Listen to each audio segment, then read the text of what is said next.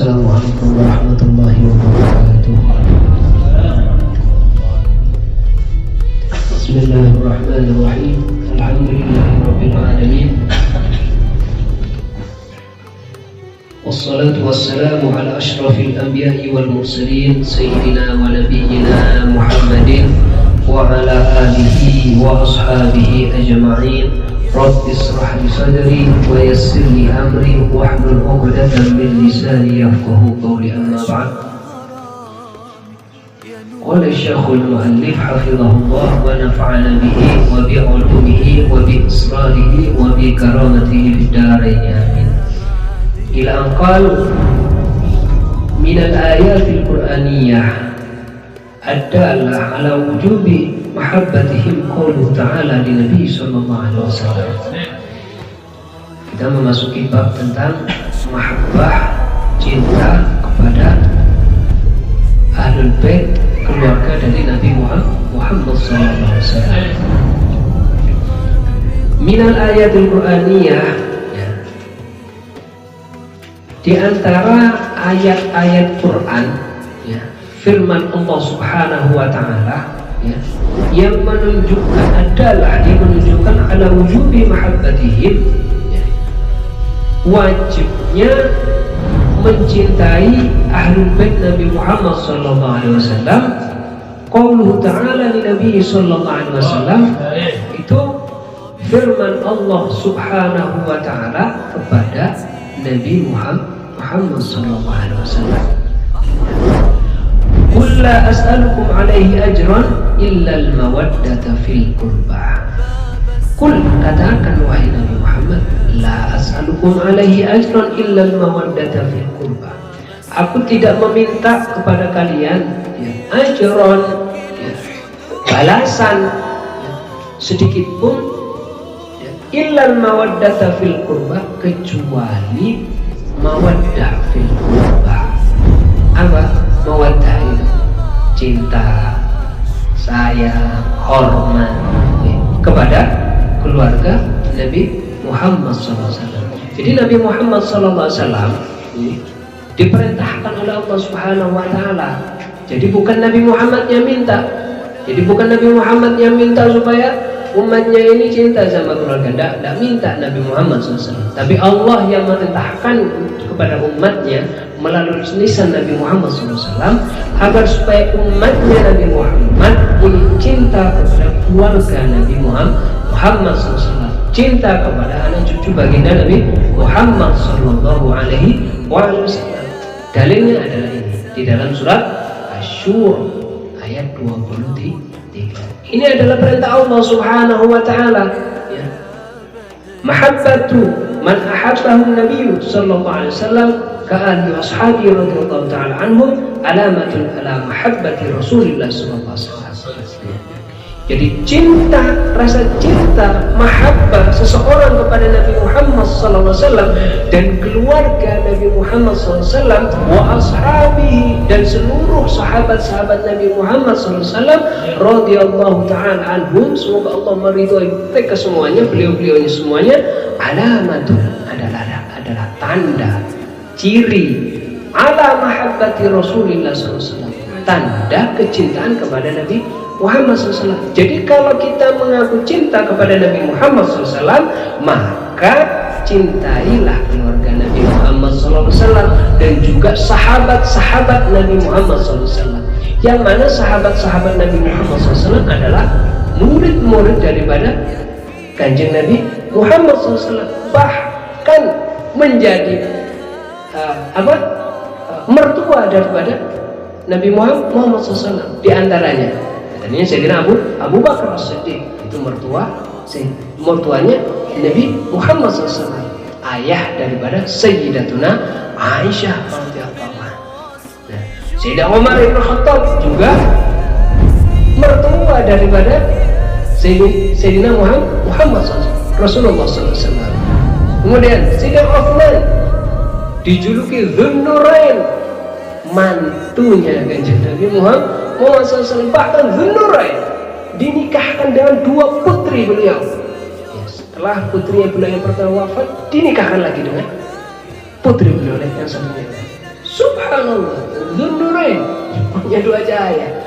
Nah, jadi sahabat Nabi Muhammad diantaranya ada yang menjadi keluarga besarnya Nabi Muhammad SAW. Maka ciri tanda kecintaan kita umatnya kepada Nabi Muhammad, cinta kepada keluarga Nabi Muhammad SAW, istri-istri Nabi Muhammad SAW, anak cucu baginda Nabi Muhammad SAW.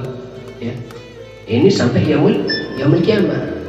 Nah, sekarang menjadi pertanyaan, apa ada keturunan Nabi Muhammad SAW? Ada. Paham ya?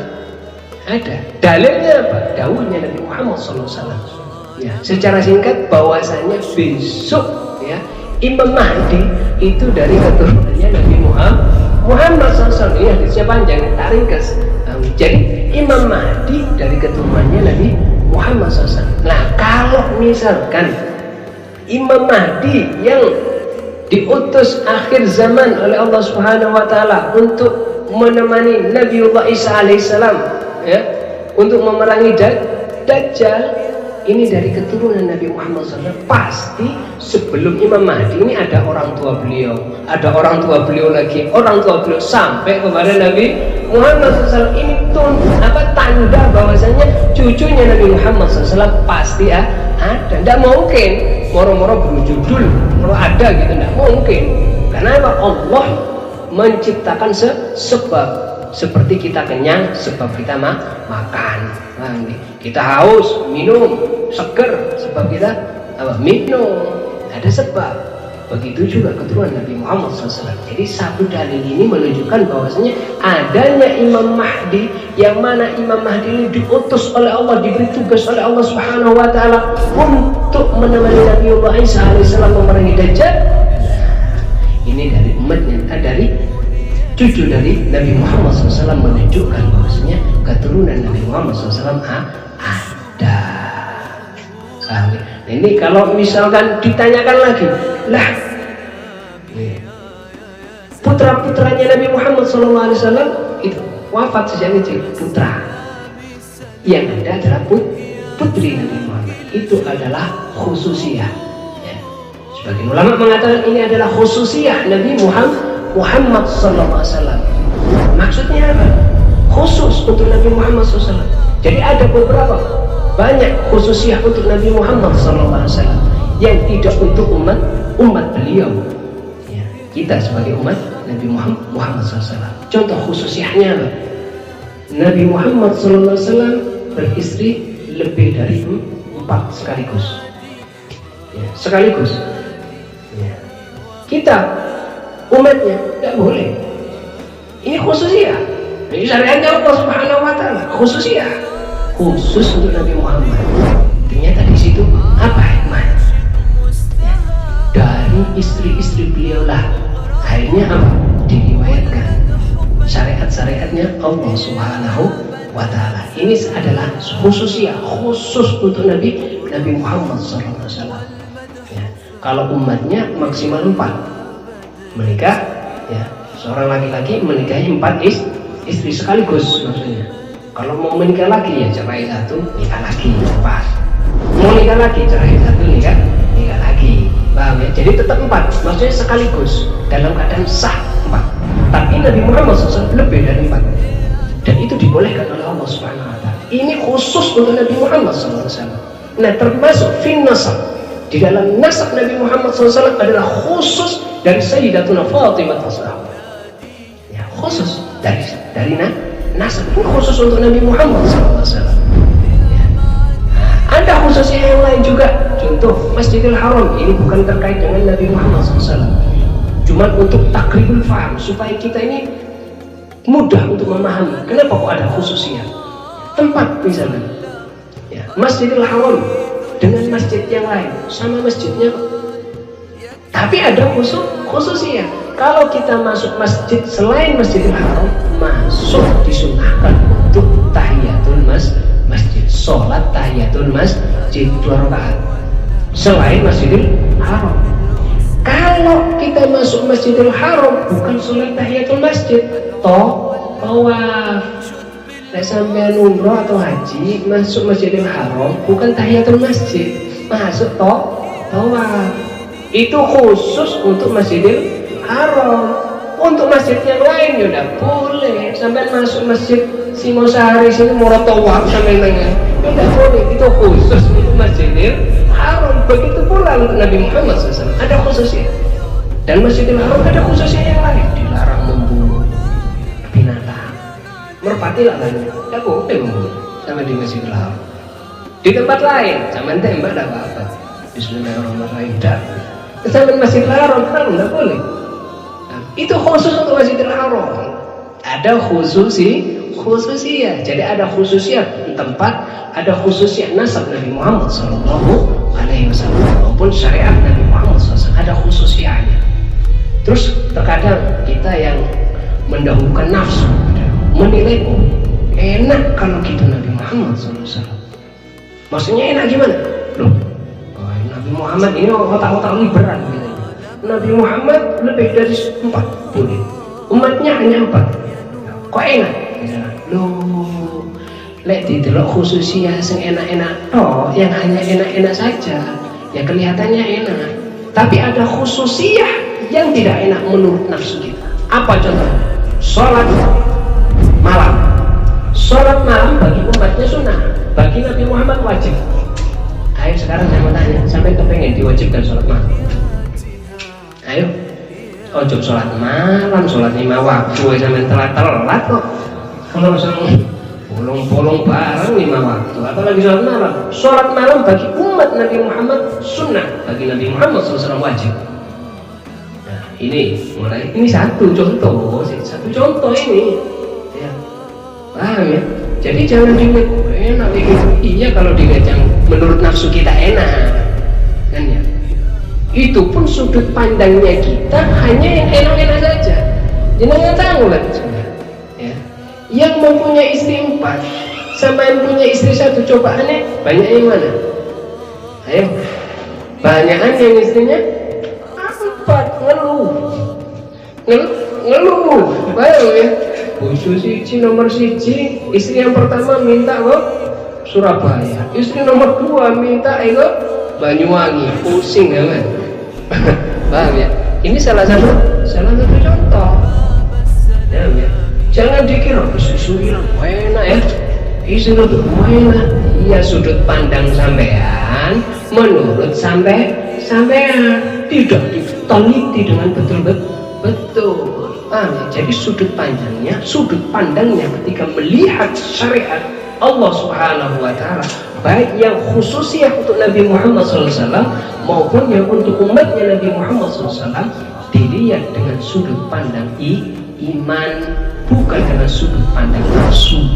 Makanya perlunya ngaji seperti ini sehingga tidak keblinger kayak seperti orang-orang liber sudut pandangnya nafsu, rata-rata nafsu yang diprotes nafsu. Contoh kali warisan yang diprotes yang berkait sama nafsu, warisan contohnya. Apa contohnya? Warisan itu kalau untuk laki-laki 2, ya kan? Wanita 1, berarti gak adil. Subhanallah, gak adil. Dilihat hanya bagian itu. Kalau laki-laki 2, wanita 1. Subhanallah, nggak dilihat syariat berikutnya yang terkait dengan apa? Laki-laki dan perempuan. Kalau laki-laki ya, walaupun dapat 2 bagiannya warisan, begitu dia menikah, dia wajib untuk menafkahi istri dan anak-anaknya. Andai kata pun dapat bagian 2, dimisalkan dengan nominal uang, anggap saja 100 juta misalkan, dapat warisan 100 juta, tapi 100 juta ini untuk menghidupi, menafkahi keluarganya, istri, anak, dan yang menjadi tanggungannya. 100 juta kalau nggak tidak, kantong berkurang lama-lama, bisa-bisa habis kalau nggak bisa mengelola. Tapi kalau perempuan begitu menikah, ya, misalkan kalau tadi laki-laki dapat 100, kalau perempuan dapat 50 warisan, dapat 50 juta, seolah-olah hanya 50 juta. Tapi begitu dia nikah, dia tidak wajib untuk menafkahi keluarganya. Yang wajib menafkahi adalah suaminya yang 50 juta. Oh, utuh, tidak kalong. Nah, ini kali 100 juta tapi kalau 50 juta untuk pilih sembunyi. Ini keadilan Allah Subhanahu wa Ta'ala. Jadi sudut pandangnya itu jangan hanya satu sudut pandang yang menurut nafsu kita. Jadi imam sholat yang boleh mengimami sholat hanya laki-laki, boleh mengimami perempuan, perempuan tidak boleh mengimami laki-laki, berarti tidak adil. Diprotes, semua aturan Allah diprotes. Subhanallah. Nah kalau misalkan perempuannya jadi imam, yang jadi makmum laki-laki, sampean-sampean ini yang jadi makmum, imamnya ayu, misalkan, kira-kira ngerungokno Fatihah, apa merdune suara? Ayo, ojo mengimami, wong lewat ae sampe noleh. Orang yang cantik lewat saya noleh, apalagi ngimami di depan. Waduh, jadi fitnah namanya. Jadi fitnah lo itu loh. Ya. Allah ini yang ciptakan manusia tahu. Inilah misalkan perempuan jadi imam laki-laki ya di masjid, bahaya. Ya bener, masjid itu full dengan laki-laki, tapi ya imam itu tadi jadi fitnah. Loh ini loh. Jadi syariatnya Allah tidak dipandang, jangan dipandang dengan ukuran nafsu. Dan banyak yang diprotes dari orang-orang liberal dari syariatnya Allah Subhanahu wa Ta'ala. Paham? Balik kepada pembahasan tentang zuriyah Nabi Muhammad SAW, cinta kepada Nabi Muhammad sallallahu alaihi wa alihi wasallam. Al-Imam Asy-Syafi'i, Imam Syafi'i radhiyallahu anhu, Imam Syafi'i di dalam syairnya menyebutkan bahwasanya ya ahla baiti Rasulillah hubbukum fardun minallah fil Qur'ani anzalahu. Wahai ahlul bait Nabi Muhammad SAW, ini Imam Syafi'i ya, imam kita, imam Ahlus Sunnah wal Jamaah. Beliau di dalam syairnya mengatakan ya ahla baiti Rasulillah, wahai ahli baitnya Rasulullah SAW, hubbukum, cinta kepada kalian wahai ahli bait, fardun adalah wajib dari Allah Subhanahu wa Ta'ala fil Quran, di dalam Al-Quran. Kafakum min azimil qadri annakum man lam yusalli alaikum la salata lahu. Cukup dengan dalil apa menunjukkan bahwasanya kewajiban bersolat, cinta kepada Al-Quran adalah dengan apa?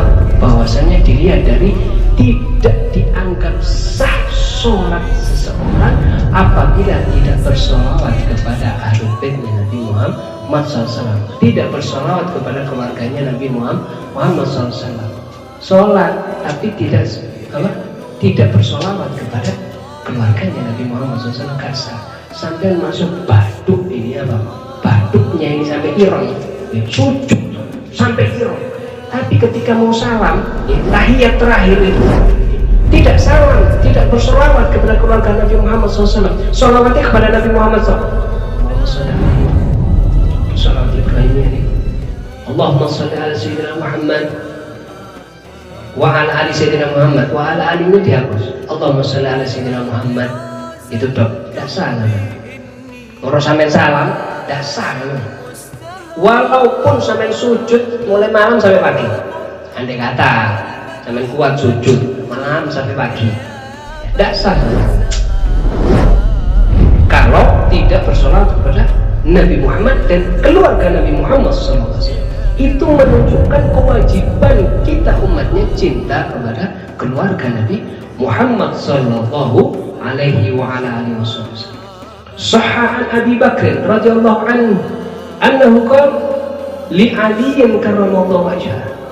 Ini contoh yang dicontohkan oleh Sayyidina Abu Bakar As-Siddiq radhiyallahu anhu.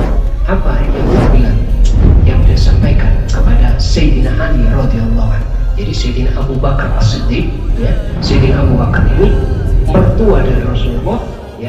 Kemudian pengganti khalifah setelah Nabi Muhammad SAW, itu apa? Berkata kepada Sayyidina Ali. Sayyidina Ali siapa? Ahlul baitnya Nabi Muhammad SAW, mantu plus sepupu, ya, sepupunya Nabi Muhammad SAW. mantu sepupunya Nabi Muhammad SAW, dan termasuk ahli bait Nabi Muhammad. Ini kakeknya daripada para bait dari Sayyid, ini kakeknya Sayyidina Ali radhiyallahu anhu. Apa yang Sayyidina Abu Bakar sampaikan kepada Sayyidina Ali karramallahu wajhah, walladzi nafsi biyadihi, wallahi, ada gampangannya, saya bersumpah wallahi, ya, la karamatu Rasulillah sallallahu alaihi wasallam ahabbu ilayya an asila min qarabati. Beliau mengatakan, aku menyambung silaturahmi dengan korbannya, dengan keluarganya Nabi Muhammad SAW. Lebih aku cintai, lebih aku senangi daripada aku mengakrabi atau mensilaturahimi keluargaku sendiri. Jadi lebih cinta kepada keluarganya Nabi Muhammad daripada keluarganya sendiri. Itu Sayyidina Abu Bakar As-Siddiq. Bagaimana dengan ini? Ini Sayyidina Abu Bakar As-Siddiq di dalam akidah Ahlussunnah wal Jamaah. Apa? Beliau adalah orang yang paling mulia ba'da Nabi Muhammad SAW. Ya. Beliau mengatakan bahwasanya aku lebih senang menyambung silaturahmi dengan keluarganya Nabi Muhammad SAW daripada dengan keluarga sendiri. Maksudnya apa? Kecintaan beliau kepada zuriyah keluarga Nabi Muhammad melebihi kecintaan beliau kepada keluarga beliau. Ini adalah yang dicontohkan oleh Sayyidina Abu Bakar As-Siddiq radhiyallahu anhu ajma'in. Kemudian juga diceritakan, ya, banyak ulama cerita tentang mahabbah, cinta kepada keluarga Nabi Muhammad SAW. Di dalam kitab ini salah satunya adalah yang ingin saya bacakan di sini adalah Sayyidina Abdullah ibnul Mubarak.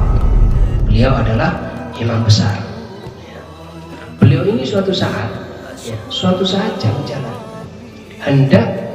beliau ini hendak mencari bekal untuk bekal haji. Beliau tiap 2 tahun sekali beliau haji. 2 tahun sekali haji, 2 tahun sekali haji. Nah, ketika tahun beliau ini hendak berangkat haji, ya, menyiapkan bekal untuk berangkat haji, ternyata di tengah jalan beliau mendapati ada salah satu wanita mengambil bangkai, dibersihkan, dibawa pulang. Heran Sayyidina Ibnu Mubarak melihat wanita itu mengambil bangkai dibawa pulang, ditututi. Singkat cerita ditututi, kemudian ternyata dibersihkan, mau dimasak sama wanita itu. Karena Imam Ibnu Mubarak seorang yang alim, ulama, mempunyai kewajiban untuk negur. Ini kalau makan bangkai kan haram, Anda boleh makan bangkai, ya, makan bangkai tidak boleh. Ditegur sama Imam Ibnu Mubarak, wahai wanita, kenapa kau memasak bangkai? Bukankah itu haram? Apa jawab wanita tersebut? Bagi engkau haram, bagi aku dan keluargaku haram. Kaget Sayyidina Ibnu Mubarak. Loh, kok ada syariat kok beda-beda kayak gitu? Untuk orang lain haram, untuk dirinya halal. Wah, akhirnya ditanya lagi, ya, kok bisa demikian? Diteliti lagi, ya, dikoreksi sama beliau. Nah, lantas apa jawabnya si wanita tersebut? Oh, monggo Jawa nih, monggo cara kita. Oh, kalau begitu sampai ini kepingin semerap, kepingin tahu keadaan saya yang sebenarnya. Lantas si wanita ini bilang, ya, kepada Ibnu Mubarak. Apa yang beliau bilang kepada Ibnu Mubarak, ya? Ana imra'atun alawiyah wali arba'u banatin mata abuhunna min qaribin wa hadha yaumul rabi' ma akalna syai'. Aku ini, ya, wanita alawiyah, maksudnya keturunan dari Bani Alawi Syarifah, ya, salah satu cucu dari cucu Rasulullah SAW. Ya, saya ini Bani Alawi, ya, wali arba'u banatin, dan aku punya 4 anak perempuan, ya. Wa mata abuhunna, dan baru-baru ini meninggal ayahnya, ya, min qarib, baru-baru ini meninggal ayahnya. Wa hadza yaumur rabi, dan sekarang ini hari keempat, ma'akalna syai', aku tidak makan sama sekali bersama keluarga. 4 hari keluarganya tidak makan bersama anak-anaknya. 4 hari tidak makan. Kaget Sayyidina Abdullah bin Mubarak. Ada Syarifah, cucu Nabi, 4 hari tidak makan. Ya. Sehingga sampai apa? Saking menjaga izzahnya, menjaga daripada kehormatannya, tidak minta-minta. Ya. Tidak seperti sekarang. Ya. 1 jam nggak makan harus minta-minta, 1 hari nggak makan sudah minta. Ini putri, ya, cucu dari Nabi Muhammad SAW, 4 hari tidak makan sesuatu pun bersama keluarga, ya, tidak minta-minta, sampai apa? Mencari rezeki di luar. Ternyata yang didapat adalah apa? Pantai dan dibersihkan. Sampai akhirnya Sayyidina Ibnu Mubarak nangis. Langsung singkat cerita, uangnya yang hendak dipergunakan untuk haji langsung dikasihkan semuanya kepada Syarifah tersebut. Dikasihkan kebutuhan Syarifah tersebut, sehingga beliau menunda atau tidak jadi untuk berangkat haji. Jadi dikasihkan semua. Kalau sekarang misalkan ongkos haji berapa? 40 juta. Nih, 40 juta kurang lebih. Ya dikasihkan 40 juta, kasih. Ini bukan 1000, 2000, bukan 100, 200, bukan 1 juta, 2 juta, 40 juta dikasih. Ya, ibaratnya kalau sekarang kasih semuanya tanpa syarat, kasih sudah. Beliau tidak jadi haji. Karena melihat apa? Jujur Rasulullah SAW. Ya. Subhanallah. Ya, subhanallah. Beliau kembali ke kampung beliau, ke rumah beliau, sholat seperti biasa. Sholat, ya kegiatan seperti biasa. Sedangkan teman-teman beliau, tetangga-tetangga beliau berangkat haji semuanya. Subhanallah, pada waktu pulang, ya waktunya pulang jamaah haji, gitu. Waktu pulang ini jamaah haji, nah Sayyidina Ibnu Mubarak ziarah haji. Maksudnya ingin menyampaikan selamat karena beliau tidak ibadah haji, kan ya? Beliau tidak ibadah haji, ya karena uang beliau dikasihkan kepada Syarifah tersebut.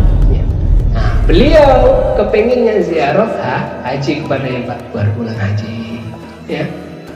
Lantas beliau mengucapkan selamat ya atas haji kamu, semoga haji kamu diterima oleh Allah Subhanahu Wa Taala dan lain sebagainya, didoakan. Ya. Lantas apa? Orang-orang yang lain ini yang diselamati juga demikian mengucapkan yang sama kepada Sayyidina Ibnu Mubarak. Apa yang orang-orang katakan kepada Sayyidina Ibnu Mubarak?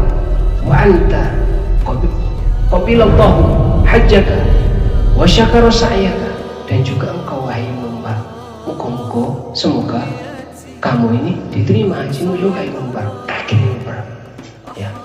Bukankah engkau kemarin ketemu sama aku waktu tawaf?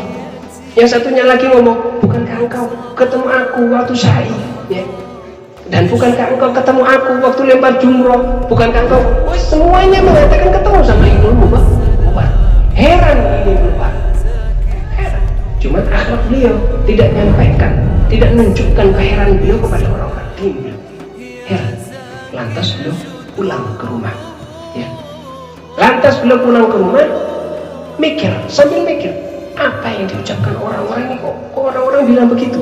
Ya. Lantas beliau apa? Sholat malam. Malamnya beliau sholat malam, tertidur. Ya. Fabitu mufakkiran. Beliau ini tidur dalam keadaan berpikir, wong kabeh mau kepedu aku. Apa wong iki opo? Mikir beliau. Ya. Kemudian beliau tertidur. Faraitu Rasulullah sallallahu alaihi wasallam fil manam. Begitu tertidur beliau mimpi ketemu Kanjeng Nabi Muhammad sallallahu alaihi wasallam.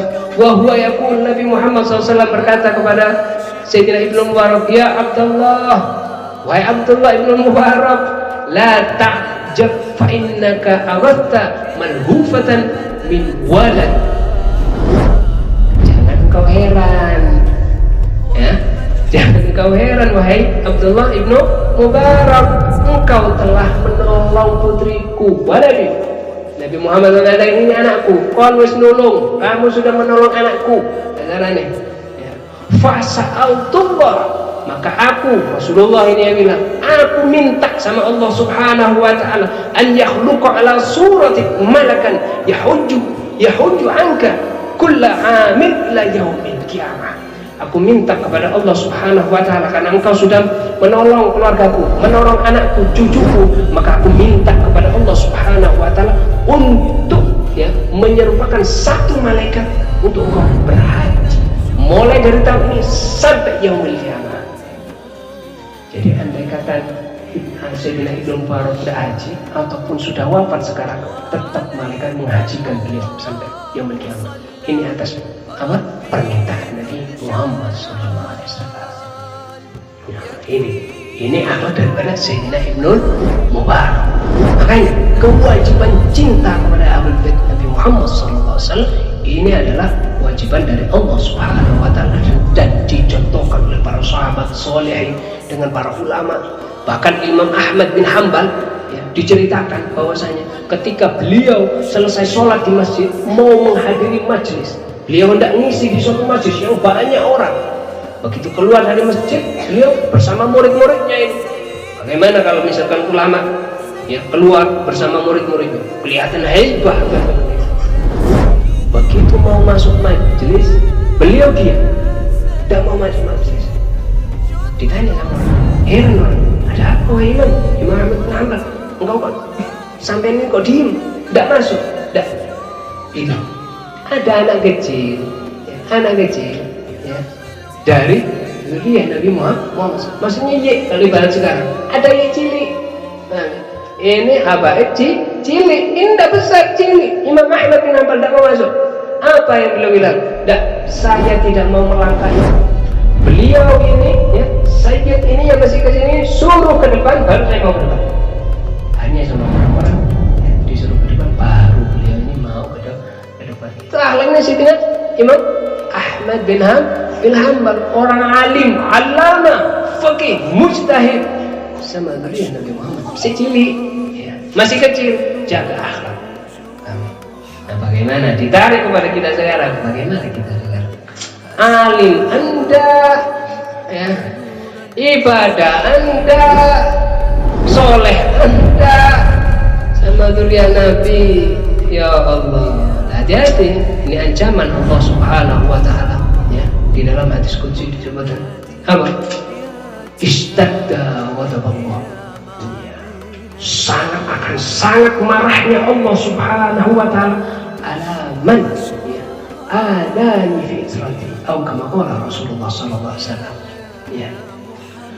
Kemurkaan Allah akan murka dengan dahsyat, dengan semurka-murkanya kepada orang yang menyakiti hati cucu kita Nabi besar Muhammad sallallahu alaihi wasallam. Semoga kita ini dianugerahi oleh Allah Subhanahu wa taala cinta kepada Nabi Muhammad sallallahu alaihi wasallam dan keluarga beliau, dan semoga keluarga kita, anak-anak cucu kita dikasih hidayah, diberi hidayah oleh Allah Subhanahu wa taala untuk cinta kepada keluarga Nabi Muhammad SAW dan Ahlul Bait Nabi Muhammad SAW hatta ila yaumil qiyamah, sehingga besok dikumpulkan di surganya Allah Subhanahu wa taala beserta Nabi Muhammad SAW dan keluarga beliau dan para sahabat-sahabat beliau di surganya Allah Subhanahu wa taala. Ala hadhihi niyyah wa bi kulli niyatin shalihah wal akhiratu wa Nabi Muhammad sallallahu alaihi wasallam bi sirril